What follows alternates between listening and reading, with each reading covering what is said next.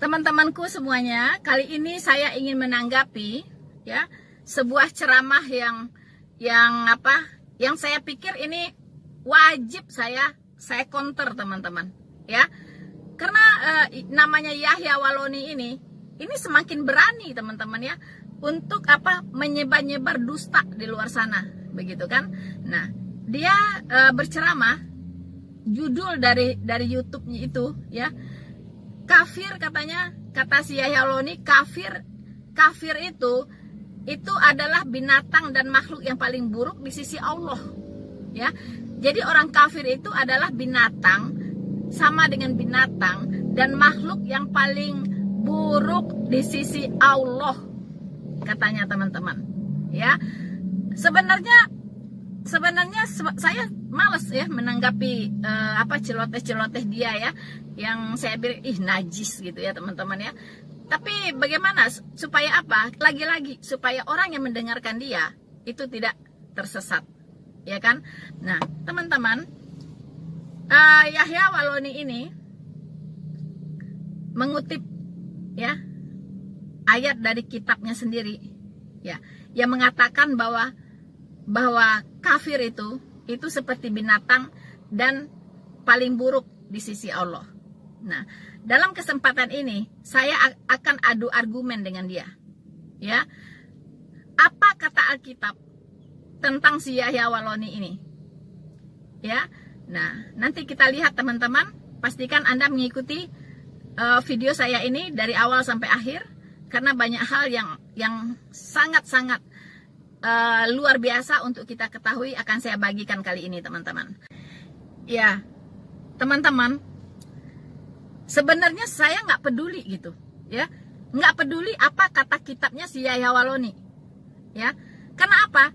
Karena ratusan tahun sebelumnya, ya, itu Alkitab sudah dipatenkan, teman-teman, ya, sudah dipatenkan. Kandungan dari Alkitab, yaitu firman Tuhan yang tertulis di Alkitab, itu sudah tidak bisa lagi diganggu gugat, teman-teman, ya. Jadi klaim dari kitab si Yahya Walloni harus gugur demi kebenaran. Kenapa? Karena Alkitab, Taurat, ya, Mazmur, dan kitab para nabi dan Injil itu sudah sepakat, ya, itu sudah dipatenkan, ya, bahwa kandungan firman Tuhan yang ada di dalamnya ya dan amin, tidak lagi bisa dirubah-rubah, tidak bisa lagi dibilang direvisi, no, ya, tidak bisa.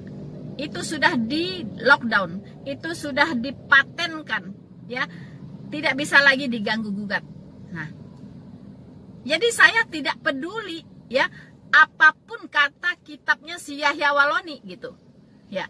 Karena apa? Karena saya memahami kalau kitabnya tidak mengatakan yang buruk tentang keyakinan orang-orang sebelumnya atau firman yang ada sebelumnya di Alkitab, agama dia tidak bisa eksis, ya. Kalau dia tidak menyangkali Yesus adalah Tuhan, Tuhan dia tidak bisa eksis, ya kan. Jadi dengan menyangkali bahwa Yesus adalah Tuhan, maka mudah-mudahan Tuhannya baru bisa diakui, begitu, ya, baru bisa dianggap eksis, teman-teman. Itu persoalannya. Jadi memang begitulah isi kitabnya gitu, supaya bisa eksis, begitu kan, supaya bisa eksis gitu. Jadi kalau tidak Alkitab ini ditentang habis-habisan, maka kitab yang setelahnya ini yang datang belakangan 600-an tahun ini nggak akan eksis, ya kan, nggak bisa eksis, teman-teman, ya. Jadi dengan cara menyangkali Tuhan yang sebelumnya, mereka berharap Tuhan mereka bisa eksis. Itu sebenarnya, teman-teman, ya. Saya tidak akan membahas banyak tentang kitab dia, ya, karena bagi saya nggak penting gitu kan, nggak penting. Tapi saya hanya ingin kasih tahu si Yahya Walloni bahwa kita, orang-orang yang percaya kepada Tuhan Yesus, di mata Tuhan itu sangat berharga, ya, sangat berharga. Bahkan kita, anak-anak Tuhan, disebut dengan anak-anak Allah, ya. Kalau kita yang percaya kepada Tuhan Yesus disebut anak-anak Allah, lalu mereka, si Yahya Walloni ini anak siapa, teman-teman? Mungkin teman-teman sudah bisa menjawab, ya. Allah versus apa? Ya kan? Jadi kalau kita adalah anak-anak Allah, maka si Yahya Waloni anak-anak iblis. Karena nggak ada alternatif lain, ya. Hanya dua kutub, kutubnya Allah dan kutubnya iblis. Nggak ada yang di tengah-tengah, ya. Kalau tidak ada di kutubnya Allah, ya beradanya di kutubnya iblis, begitu kan? Nah, tidak ada pilihan lain, begitu. Nah, kita boleh lihat apa yang dikatakan firman Tuhan di Yohanes 1 ayat 12. Tetapi semua orang yang menerimanya diberinya kuasa supaya menjadi anak-anak Allah, yaitu mereka yang percaya dalam namanya. Ya. Jadi semua orang yang percaya dalam nama Yesus Kristus itu adalah anak-anak Allah, diberi kuasa sebagai anak-anak Allah, melebihi semuanya, teman-teman, ya. Apalagi yang lebih hebat, yang lebih menyenangkan, ya, yang lebih membahagiakan selain kita disebut sebagai anak-anak Allah. Lalu si Yahya Waloni ini apa sebutannya? Hah? Saya tidak tahu. Dia itu apa gitu, anak apa begitu, ya. Kalau kita anak-anak Allah, lalu dia anak apa gitu, ya. Jangan-jangan yang di firman Tuhan katakan, ya, iblislah yang menjadi bapamu, ya, karena dia adalah pendusta sejak semula, ya kan. Nah, kalau dia berkata-kata itu dusta semua, begitu, dusta semua. Ya, dan dia adalah pembunuh manusia dari semula. Ya. Nah, itu sangat kontradiktif, ya. Nah, kalau Bapa kita, Tuhan kita, ya, itu sangat membenci itu semua, begitu, ya. Dia membenci dusta, dia membenci yang namanya pembunuhan, begitu kan. Tidak ada perintah suruh bunuh orang, ya, dari Bapa kita yang di sorga, tidak ada, ya. Kalau bapaknya Yahya Waloni, ya kita sudah sama tahu, ya. Untung aja dimasukkan ke penjara tuh komandannya, ya kan, yang suruh bunuh kafir, suruh bunuh semua pendeta, ya. Tuhan kita, Bapa kita geraknya lebih cepat daripada bapaknya Yahya Waloni. Kalau di dalam Al-Quran kan disebut inna syarrad dawabi innallahi lazina kafaru fahum la yu'minun. Sesungguhnya binatang makhluk paling buruk di sisi Allah adalah orang-orang kafir. Berarti saya dulu binatang, masuk Islam jadi manusia. Allahu Akbar. Yang keluar dari Islam manusia jadi. Itu fakta sesuai dengan penjelasan Mau marah sama saya? Teman-teman, ya, jadi seburuk-buruk manusia, seburuk-buruk binatang itu adalah kafir, ya. Ini kata kitabnya si Yahya Waloni, teman-teman, ya. Itu kata kitabnya si Yahya Waloni. Teman-teman, si Yahya Waloni ini mengatakan dia dari kafir, ya, menjadi muslim, ya kan. Dia dari binatang dulunya, katanya dia dulu waktu jadi Kristen itu dia binatang, ya. Dia mengaku sendiri, ya, dia binatang, ya. Pantasan kalau dia dulu binatang, pantasan nggak ngerti-ngerti firman Tuhan, ya kan, nggak tahu dulu. Dia katanya pendeta, tapi nggak tahu apa yang dia khotbahkan, gitu kan, ya. Nah, dia mengaku sendiri bahwa dia tuh dulu binatang, ya. Jadi Kristen binatang lah, gitu kan, Kristen tapi binatang, begitu kan. Nah, beda dengan kita, ya teman-teman, ya. Jadi dia mengaku sendiri dia dulu binatang, begitu, ya. Dulu dia kafir, ya kan. Nah, jadi apa yang dia katakan, dia mempendetakan pendeta lah dan sebagainya, bullshit, ya kan. Karena tidak ada sedikit pun pengetahuan yang benar, ya, yang kita lihat dari apa yang dia katakan, gitu, ya. Nah, jadi dia dulu binatang menjadi manusia, begitu, ya. Dulu dia binatang menjadi manusia, kemudian dia tampil sebagai guru palsu, teman-teman, ya. Nah, ini sudah dinubuatkan, ya, di Yudas 1 ayat 3, ya kan, ayat 3 sampai Ya, saya bacakan sampai 4 lah teman-teman ya. Nah, saudara-saudaraku yang kekasih, sementara aku bersungguh-sungguh berusaha menulis kepada kamu tentang keselamatan kita bersama, aku merasa terdorong untuk menulis ini kepada kamu dan menasihati kamu, supaya kamu tetap berjuang untuk mempertahankan iman yang telah disampaikan kepada orang-orang kudus. Sebab ternyata ada orang tertentu yang telah masuk menyelusup ya di tengah-tengah kamu, yaitu orang-orang yang telah lama ditentukan untuk dihukum. Ya, orang yang telah lama ditentukan untuk dihukum. Mereka adalah orang-orang fasik yang menyalahgunakan kasih karunia Allah kita untuk melampiaskan hawa nafsu mereka, dan yang menyangkal satu-satunya penguasa dan Tuhan kita, Yesus Kristus. Ya. Jadi guru-guru palsu itu pasti salah satu cirinya adalah menyangkali ketuhanan Yesus Kristus.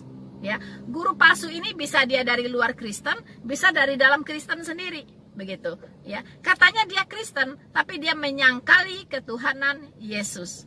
Ya, katanya dia Kristen, tapi dia tidak mengakui Allah Tritunggal. Ya, katanya dia Kristen, Yesus itu katanya bukan Tuhan. Ya, misalnya saksi Jehovah menyebut dirinya Kristen.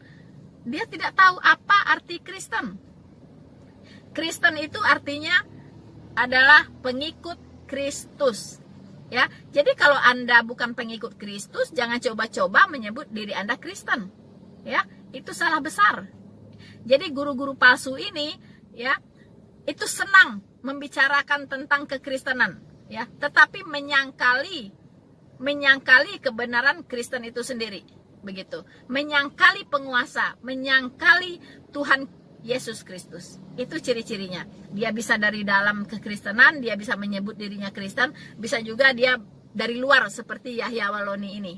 Ya, dari luar tapi dia getol menyangkali ketuhanan Yesus, menyangkali kebenaran yang ada dalam iman Kristen, menyangkali Alkitab dan sebagainya, ya, teman-teman.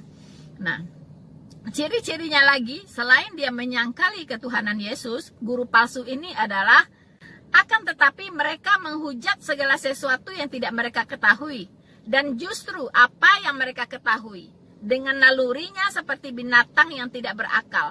Inilah yang mengakibatkan kebinasaan. Jadi mereka itu menghujat apa yang tidak mereka ketahui. Bahkan yang mereka ketahui pun mereka hujat, ya, dengan naluri kebinatangannya. Ya, di sini dikatakan, ya, dengan nalurinya seperti binatang yang tidak berakal. Teman-teman, saya tegaskan, dengan nalurinya seperti binatang yang tidak berakal. Hai, halo, Yahya Waloni, Anda itu adalah binatang, ya. Anda punya naluri binatang yang tidak berakal. Jadi, maaf ngomong, ya, klaim bahwa kafir adalah seperti binatang, ya, seburuk-buruknya makhluk, gugur demi kebenaran, gugur demi kebenaran, karena Alkitab sudah mengatakan terlebih dahulu, jauh-jauh hari sebelum kitab Anda mengatakan itu, ya, jauh-jauh hari Alkitab sudah mengatakan bahwa Anda itulah, ya, orang yang nalurinya seperti binatang, ya. Anda itulah yang akan binasa, ya, orang yang akan binasa, orang yang suka menghujat, ya, suka menghujat Tuhan Yesus, suka menghujat kebenaran. Di sini dikatakan mereka menghujat segala sesuatu yang tidak mereka ketahui, ya. Dan justru apa yang mereka ketahui dengan nalurinya seperti binatang yang tidak berakal. Camkan itu, Yahya Waloni. Yahya Waloni, saya ingin menekankan, ya, ingin memberi Anda pencerahan. Apa bedanya orang yang murtad dari kekristenan dengan orang yang bertobat, ya, dari agama lain masuk ke dalam kekristenan. Ya. Di dalam kekristenan itu kita dihimbau, ya, ada terminologi namanya manusia baru. Itu tidak dikenal dalam agama Anda, dan di agama manapun itu tidak ada. Hanya ada di dalam iman kekristenan yang disebut dengan manusia baru. Ya. Jadi saya yang dulu itu manusia lama saya, itu sudah mati. Sudah mati disalibkan bersama-sama dengan Tuhan Yesus. Saya yang sekarang adalah manusia baru. Manusia yang diperbaharui oleh Allah secara roh, secara rohani. Bukan fisik saya yang baru, tetapi roh saya yang baru. Ya, untuk mengetahui seperti apa manusia baru ini, saya akan bacakan Efesus 4, ya, yaitu tentang manusia baru, supaya Anda semuanya, Yahya Waloni, bisa membedakan antara manusia lama dengan manusia baru. Saya mulai dari ayat 17. Efesus 4 ayat 17. Sebab itu, kukatakan dan kutegaskan ini kepadamu di dalam Tuhan, jangan hidup lagi seperti orang-orang yang tidak mengenal Allah. Ya.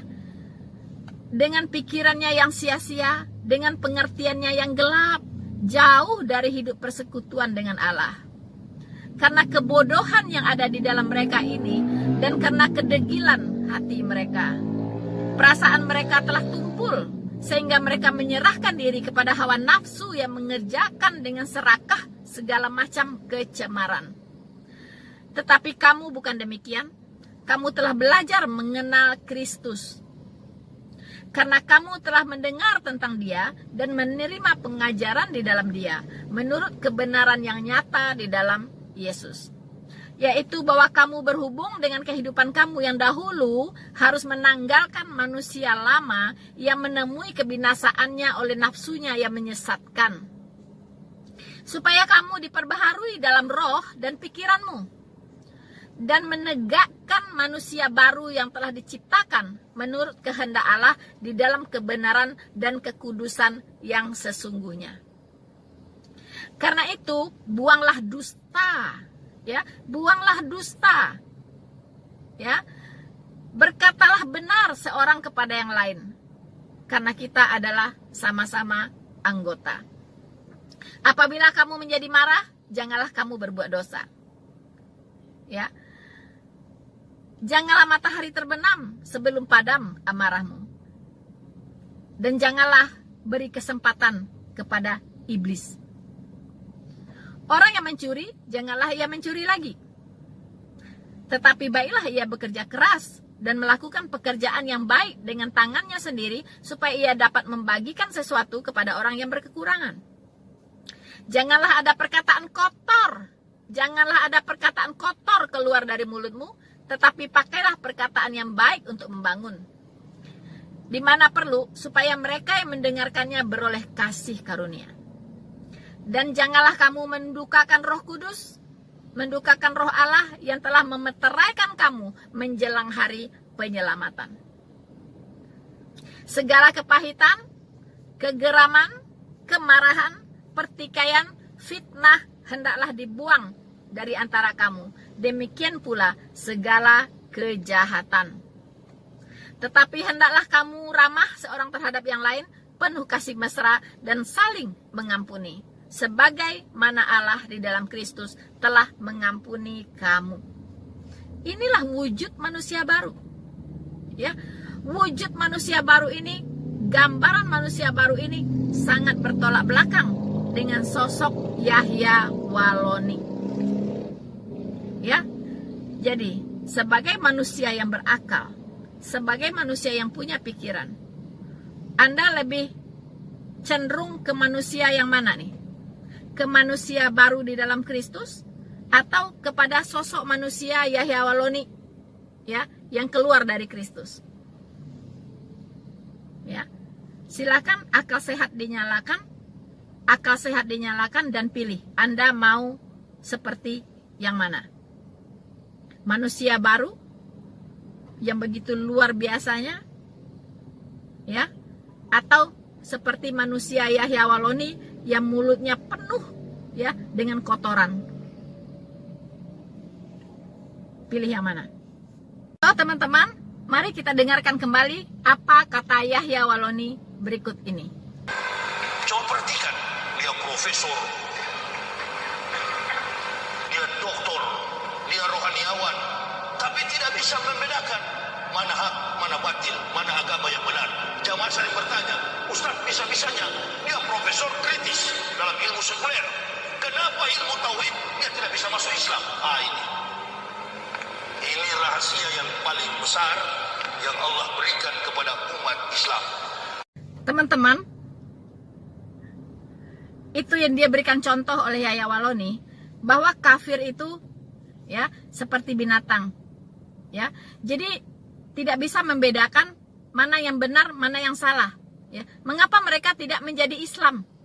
Ya, mereka pintar dalam hal-hal sekuler, ya, profesor, doktor, ya kan, mereka pintar-pintar, tapi mengapa mereka tidak jadi Islam?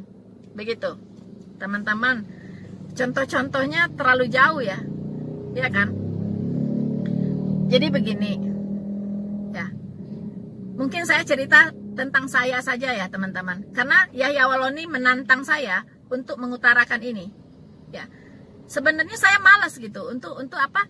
Untuk membicarakan yang apa ya? Yang bisa nggak enak didengar gitu, ya. Tapi karena dia menantang saya, ya, untuk mengatakan yang sebenarnya, maka harus saya katakan, teman-teman, ya.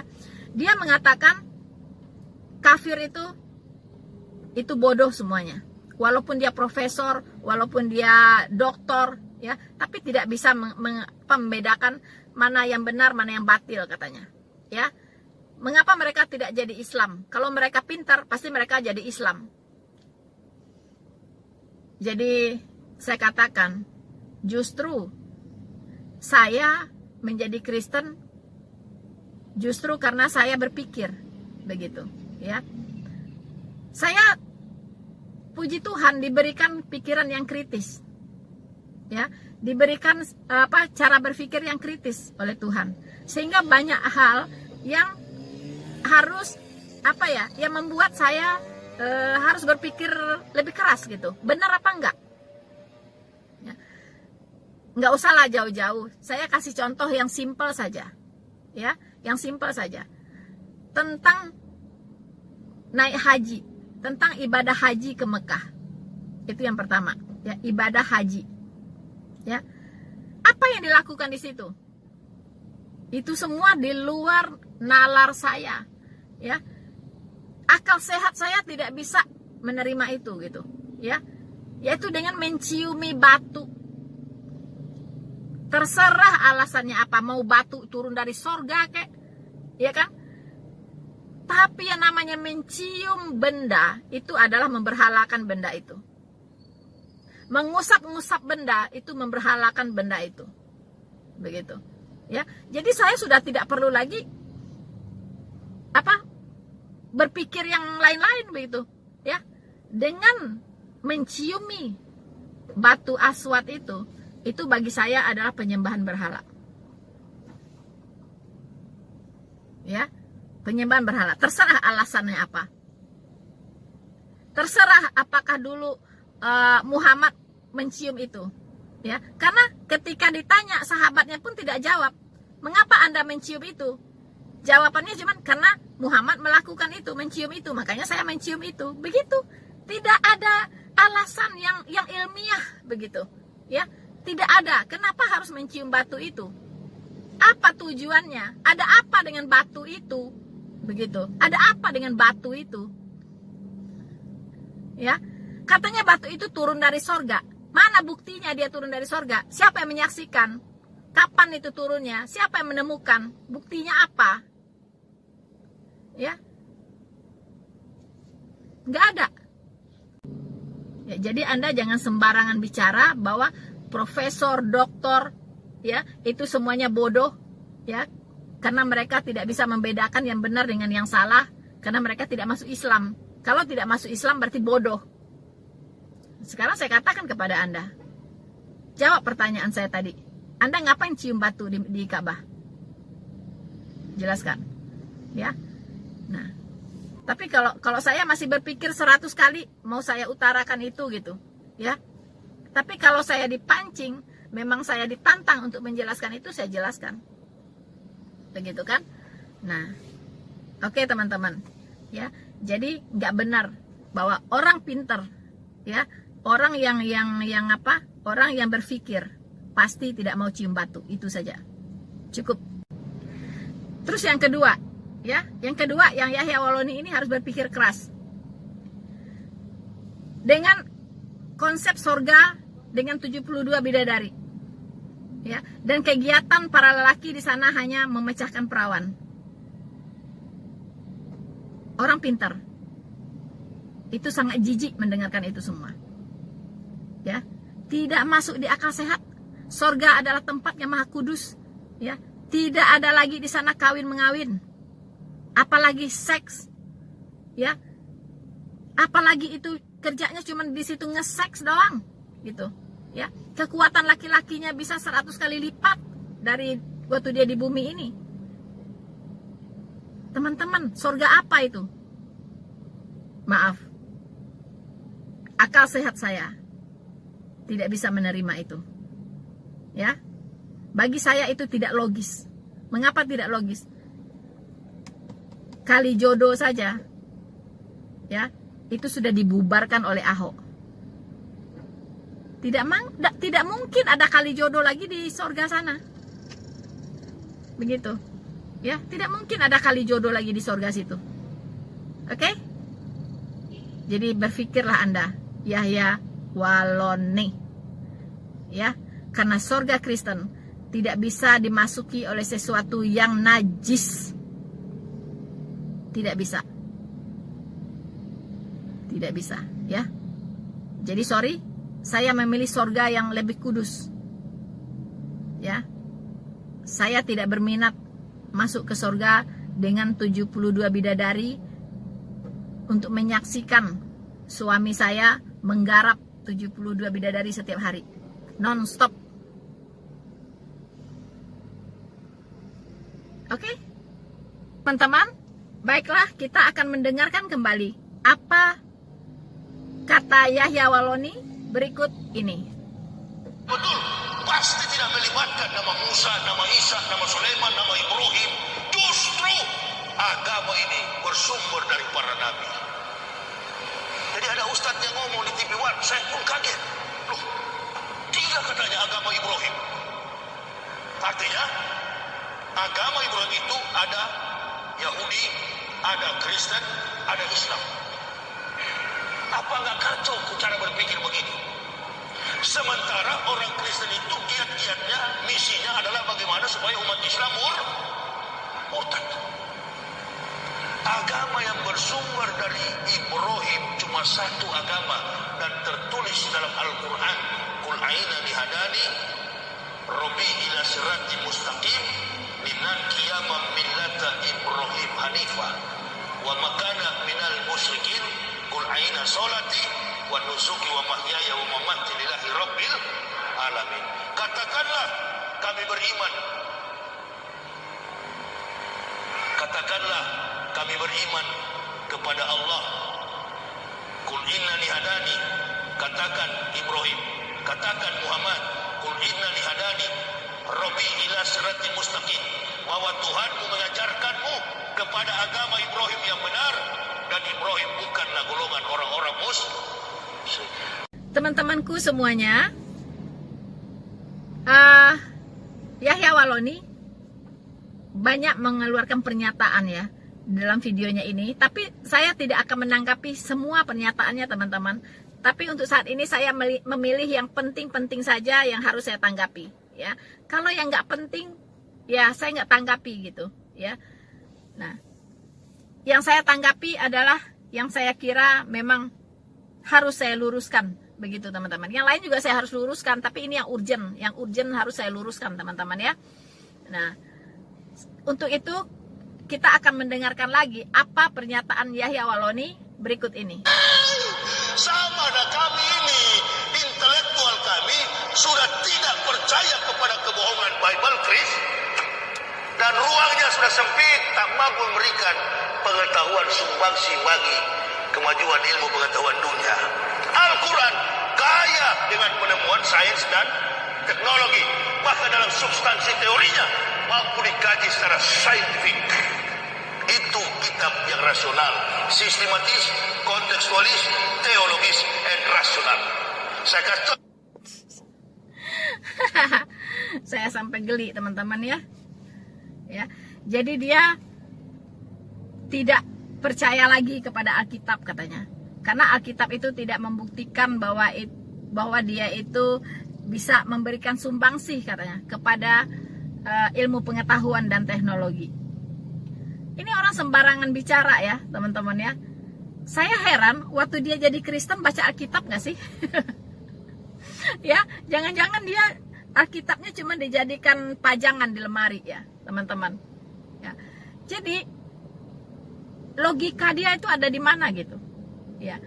Kalau misalnya orang Kristen ini bodoh ya kan, itu tidak ada ilmu pengetahuan seperti hari ini. Siapa yang menemukan semua ilmu pengetahuan itu begitu? Itu kan mayoritas orang Kristen ya kan.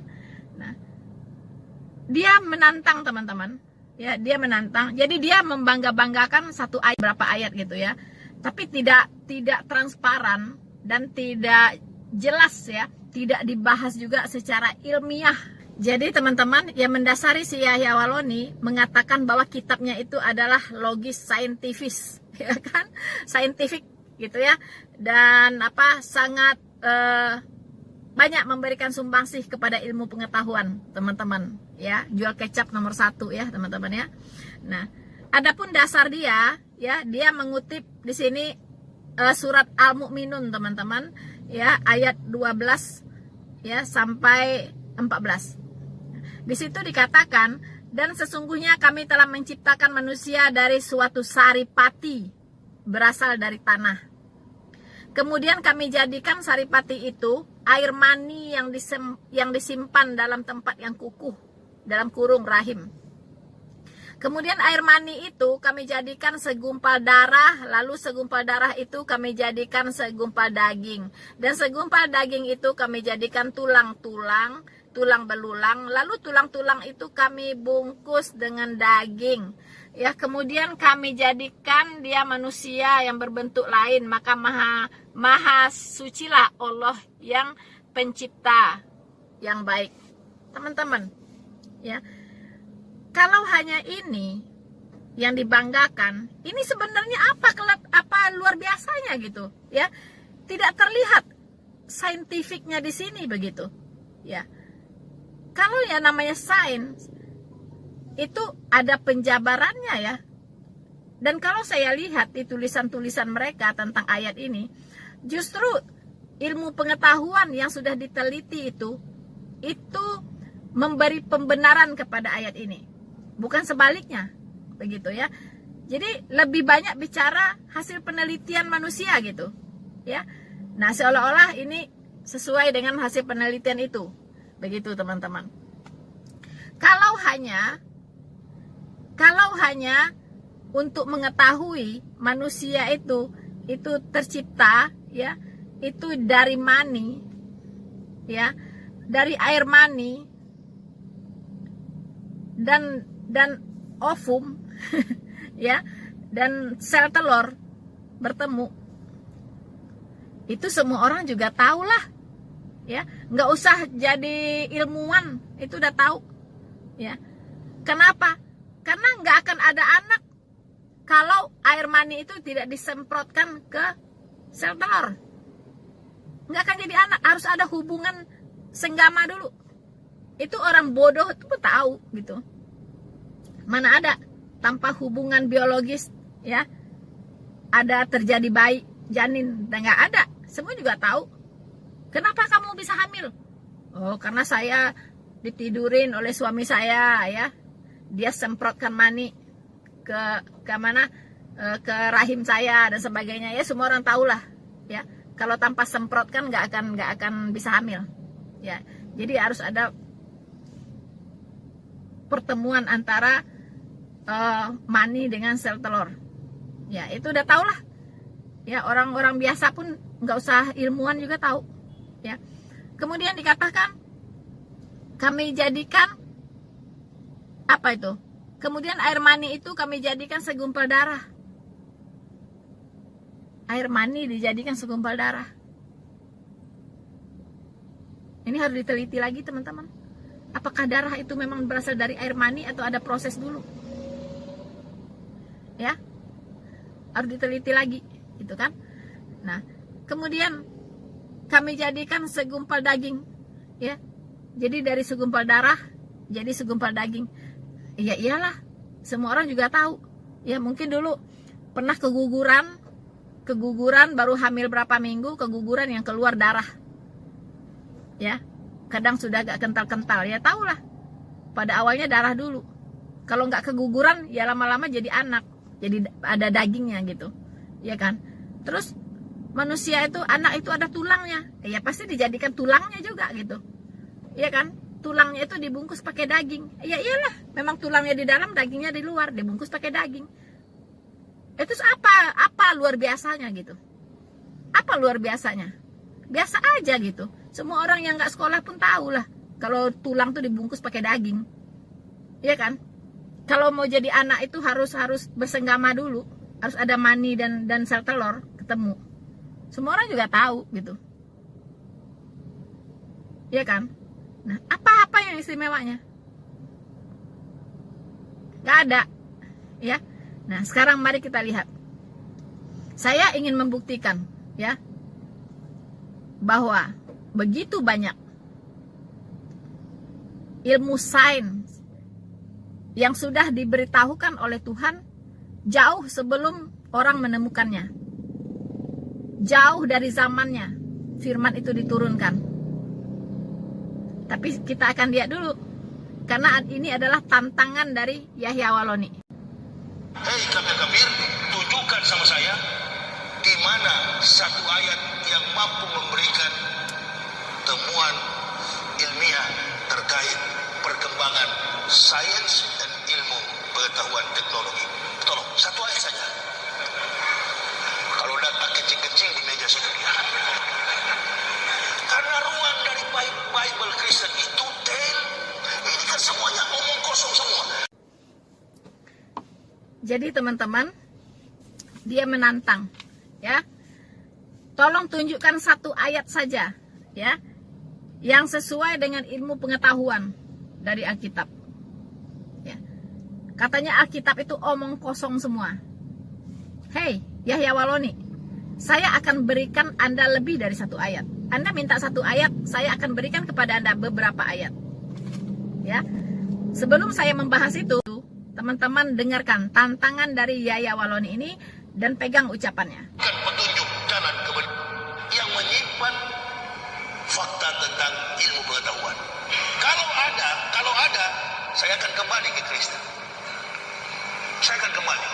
Saya sudah baca dari kitab Kejadian sampai kitab Wahyu. 39 perjanjian lama, 27 perjanjian baru. Sudah saya bolak-balik. Al-Quran pun sudah 8 tahun saya hatamkan. Baca.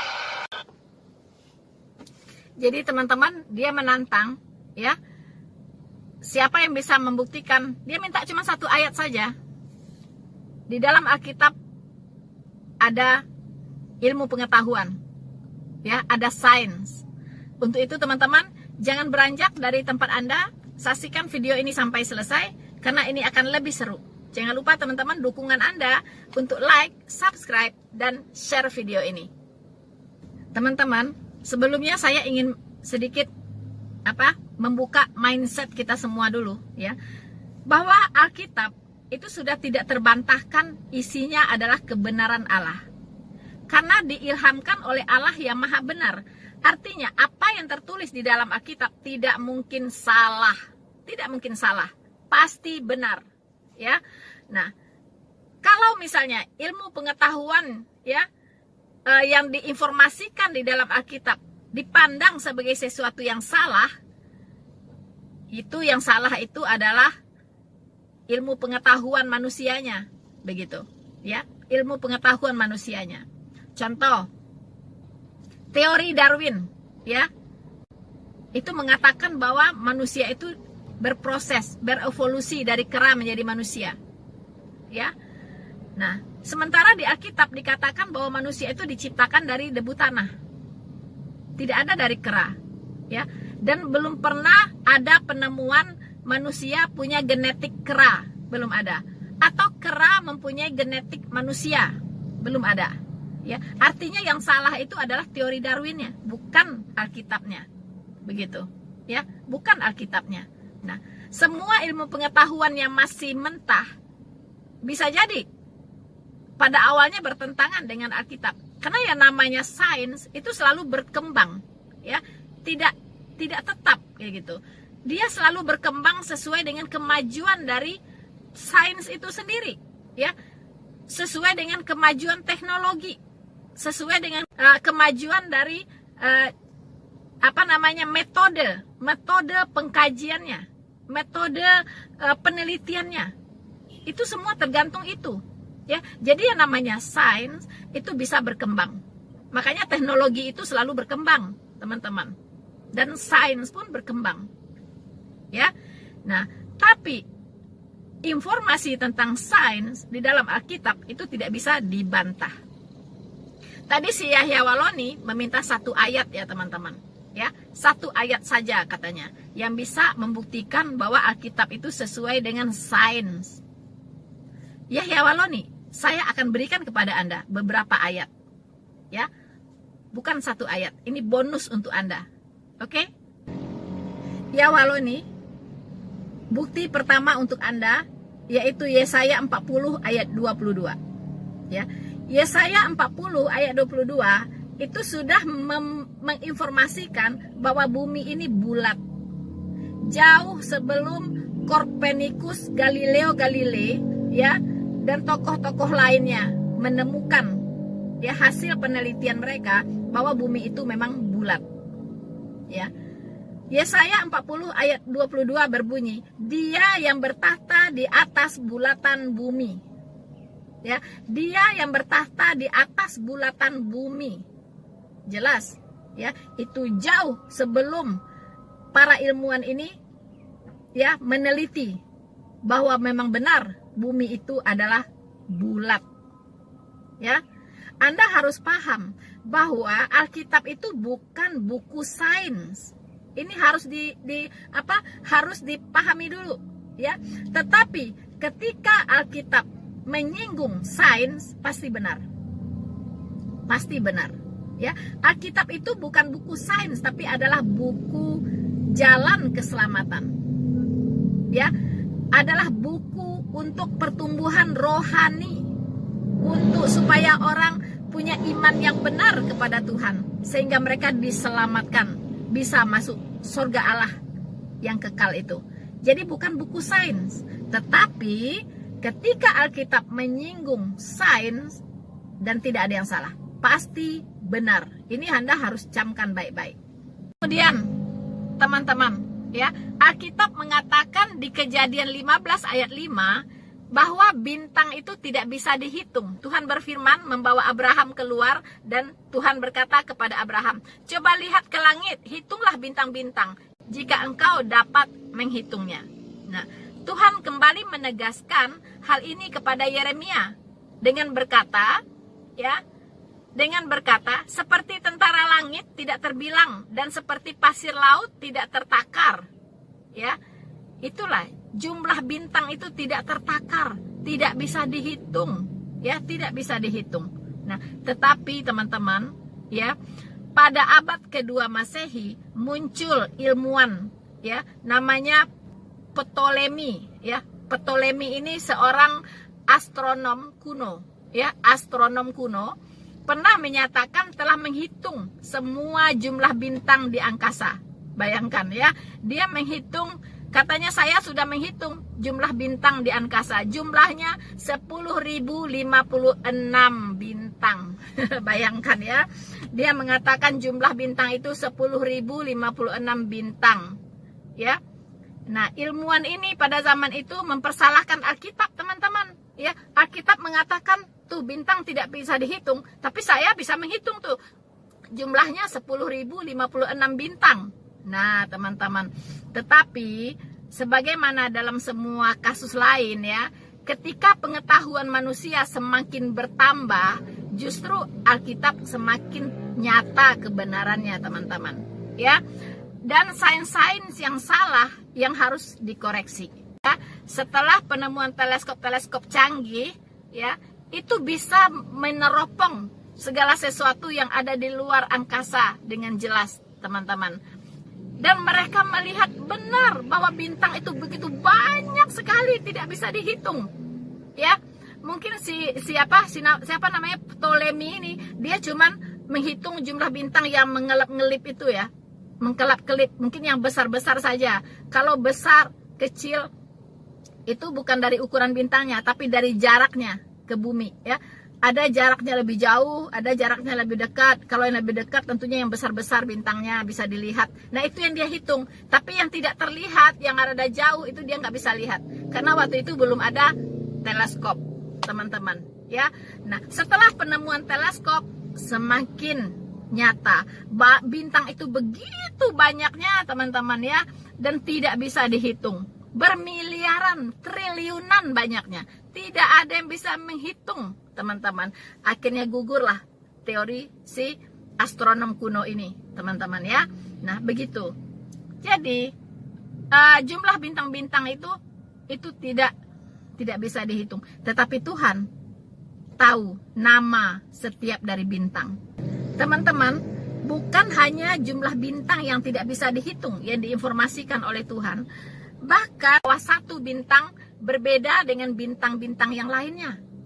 Jadi sangat bervariasi bintang-bintang itu, ya. Satu bintang berbeda dengan bintang-bintang yang lainnya. Seperti manusia, teman-teman, ya. Satu manusia pasti berbeda dengan manusia lainnya. Tidak ada yang sama, ya. Walaupun kembar identik, tidak sama, pasti ada bedanya. Ya, begitupun dengan rupanya dengan bintang-bintang ini, teman-teman. Demikian juga dengan bintang-bintang ini. Satu bintang dengan bintang-bintang yang lainnya tidak sama. Ya, kita bisa baca di 1 Korintus 15 ayat 41. Kemuliaan matahari lain daripada kemuliaan bulan, dan kemuliaan bulan lain daripada kemuliaan bintang-bintang, dan kemuliaan bintang yang satu berbeda dengan kemuliaan bintang yang lainnya. Tuh, teman-teman ya. Jadi antara bintang itu berbeda kemuliaannya. Dilihat secara kasat mata, bintang-bintang di langit malam tampak mirip satu dengan yang lain. Ya, jadi kalau malam-malam kelihatannya mirip bintang-bintang itu antara satu dengan yang lain.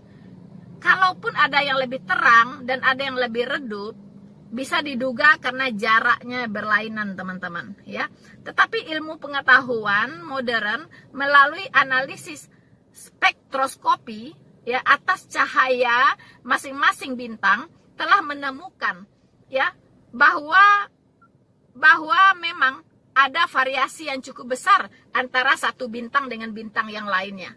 Ya, jadi ilmu pengetahuan kembali membuktikan kebenaran yang disampaikan oleh Alkitab tentang sains, bahwa benar ya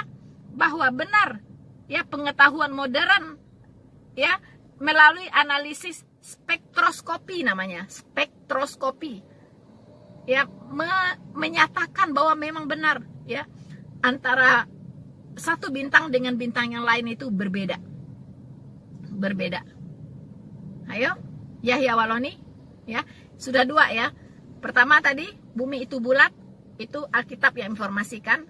Yang kedua, jumlah bintang tidak bisa dihitung, itu sudah dibuktikan ya kan dengan penemuan teleskop yang canggih. Kemudian bintang satu dengan bintang yang lainnya itu tidak sama. Ini sudah dibuktikan dengan pengetahuan modern melalui analisis spektroskopi. Yahya Waloni, Anda tadi minta satu doang ya. Nah, oke. Saya mau kasih Anda lagi yang lain. Bidang biologi sekarang. Tadi di bidang astronomi ya. Sekarang di bidang biologi. Dulu ya, terjadi banyak di Eropa itu kematian ibu melahirkan. Ya, kematian ibu melahirkan. Ternyata setelah diselidiki, ternyata dokter-dokter yang menangani orang yang melahirkan itu tidak cuci tangan dulu. Kenapa ada hubungannya ke sana? Karena pagi-pagi mereka belajar anatomi ya, megang mayat-mayat gitu kan. Megang mayat-mayat. Menjelang siang mereka membantu orang melahirkan gitu. Jadi tangannya tidak dicuci dulu. Nah, ini menyebabkan ibu-ibu yang melahirkan itu banyak yang mati pada zaman itu. Alkitab itu sudah memberitahukan di kitab Bilangan 19 ayat 1, teman-teman, ya, di situ dikatakan, ya, seseorang yang menyentuh mayat haruslah membasuh dirinya dengan air. Ya, harus membasuh dirinya dengan air. Nah, sampai dengan abad ke-19, rumah sakit di Eropa masih belum tahu manfaat mencuci tangan itu. Sampai abad ke-19, teman-teman. Ya, belum tahu manfaat mencuci tangan itu setelah memegang mayat. Nah, tapi setelah imbauan itu dilaksanakan, ya, sebelum memegang ibu melahirkan harus cuci tangan terlebih dahulu. Nah, sejak saat itu kematian ibu melahirkan menjadi rendah, menurun, teman-teman. Nah, ini ya, ini catat ya, Yahya Waloni, ya, bahwa Alkitab sudah memberitahukannya terlebih dahulu sebelum ilmu pengetahuan itu menelitinya. Yahya Waloni, Anda tahu mengapa Alkitab memerintahkan, ya, bahwa kepada Abraham bahwa semua anak laki-laki harus disunat pada hari ke-8. Anda tahu mengapa alasannya? Secara sains, Anda tahu? Nah, sekarang dengar ya. Di Kejadian 17 ayat 12, ya, itu Allah menyuruh Abraham untuk menyunat semua keturunan laki-lakinya pada hari ke-8. Nah, mengapa demikian? Ternyata Yahya Waloni, ilmu kedokteran modern itu menemukan, ya, bahwa pada hari ke-8 seorang bayi memiliki tingkat protombim, ya. Protombim itu pembekuan darah, ya. Jadi darahnya lebih beku di hari ke-8 itu. Jadi mengapa dianjurkan di hari ke-8 itu supaya tidak pendarahan saat dia disunat, ya. Nah, itu kedokteran modern menemukan itu, tapi Alkitab sudah jauh-jauh hari, ya, mengatakan itu, gitu, menginformasikan itu bahwa anak bayi sebaiknya, ya, yang paling bagus disunat pada hari ke-8. Nah, sains membuktikan pada hari ke-8 itu ada tingkat, ya, tingkat dari protombim itu tinggi, ya. Jadi tidak pendarahan kalau disunat. Nah, sebelum hari ke-8 itu protombimnya rendah. Jadi kalau disunat pasti pendarahan terus, bahkan bisa mengancam nyawa si anak. Begitu. Ya. Jadi pembekuan darahnya, faktor pembekuan darah ini sudah diperhatikan oleh Tuhan. Ya, itulah hebatnya Tuhan Alkitab. Itulah hebatnya Allah Alkitab. Ya, memang Allah yang menciptakan manusia, pasti Dia tahu, ya, mana yang baik, mana yang nggak baik untuk manusia ini, gitu. Ya, bahkan sunat pada hari ke-8 pun Allah udah kasih tahu. Begitu. Dan sains membuktikan bahwa di hari ke-8 itu faktor dari apa? Pembekuan darahnya tinggi. Gitu, Yahya Waloni, ya. Jadi cuman mani-mani doang Anda sudah bangga-bangga gitu, ya. Ya, air mani doang gitu, ya. Jadi udahlah. Alkitab tuh nggak ada tandingan lah, karena ini adalah firman Allah yang maha benar, ya. Jadi Anda membaca Kejadian sampai Wahyu tidak menemukan ini, Anda ngapain aja selama jadi Kristen? Apa yang Anda baca? Sebegitu banyak, ya, sains yang ada di Alkitab. Ya, jadi Anda itu sebenarnya yang tidak membaca Alkitab. Jadi bohong kalau Anda sudah mencari-cari, ya, mencari-cari bertahun-tahun di Alkitab tentang sains, nggak ada. Nggak tahu saya, Anda katarak atau apa matanya, ya. Nah, teman-teman, bahkan proses air, ya, menjadi hujan itu pun sudah ada di Alkitab, ya, jauh sebelum peneliti mengadakan penelitian, ya, jauh sebelum ilmuwan mengadakan penelitian.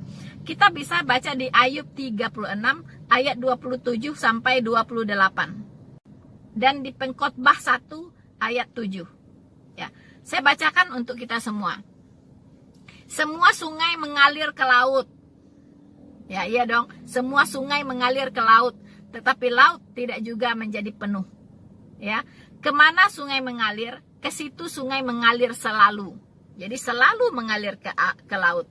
Ya, Jadi sungai selalu mengalir ke laut, dan ini terbukti. Memang semua sungai bermuaranya ke laut, ya kan? Kemudian ia menarik ke atas titik-titik air. Nah, ini di Ayub 36 ayat 27 sampai 28. Ia menarik ke atas titik-titik air dan menekan dan memekatkan katup menjadi hujan, dan dicurahkan oleh mendung dan disiramkan ke atas banyak manusia. Itu. Ia itu Tuhan. Ia menarik ke atas titik-titik air, molekul-molekul air itu ya, dan memekatkan katupnya menjadi hujan. Ya, yang dicurahkan oleh mendung dan disiramkan ke atas banyak manusia. Siklus air barulah dirumuskan secara modern oleh Bernard Palissy di abad ke-16 ya Masehi. Tetapi sudah diketahui oleh Salomo dan Ayub jauh sebelumnya. Jauh sebelumnya ya. Jadi proses air menjadi hujan itu baru di abad ke-16, teman-teman ya. Diteliti ya oleh Bernard Palissy, seorang ilmuwan ya, ilmuwan modern, teman-teman ya. Jadi mau bicara apa sih Yahya Waloni ya? Yahya Waloni ya, saya pikir Anda tadi mengatakan kalau Anda akan balik jadi Kristen. Tapi saya katakan maaf ya, Anda itu sudah tidak punya kesempatan lagi untuk berbalik, karena Tuhan Yesus tidak bisa disalibkan 2 kali ya. Jadi Anda mau tantang-tantang Alkitab, mau nantang-nantang Alkitab, percuma ya. Hanya Anda mempertontonkan kebodohan Anda di depan semua orang. Ini disaksikan di seluruh dunia loh, Yahya Waloni ya. Jadi kalau Anda bicara, mendingan Anda berpikir dulu ya. Anda cari tahu dulu apa yang Anda katakan itu benar atau tidak. Jangan-jangan apa yang Anda ucapkan itu akan mempermalukan diri Anda sendiri. Ya, Yahya Waloni. Ya. Jadi, teman-teman, beginilah ya tipe seorang mu'alaf. Memang di Alkitab dikatakan kalau dia orang meninggalkan Yesus, dia sudah tidak punya Allah. Kalau orang tidak punya Allah, dia akan semakin jahat, semakin jahat, semakin jahat. Ya. Nah, inilah teman-teman tugas berat ya para penginjil, para apologet untuk mengkonter orang-orang seperti Yahya Waloni ini ya, yang selalu berkoar-koar tentang dustanya, tentang sok-sok kepinteran ya, padahal nggak pinter gitu kan. Nah, teman-teman, saya pikir ya untuk kali ini sekian dulu yang bisa saya sharingkan untuk teman-teman semua. Semoga bisa semakin meneguhkan iman kita bahwa kita sudah berada pada jalan yang benar ya. Tidak ada lagi yang bisa mengganggu gugat, menggoyahkan kita.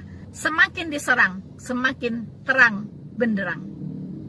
Bersama saya, Rina Solihin. Jangan lupa untuk like, subscribe, dan share video ini. Tuhan Yesus memberkati kita semua. Maranatha.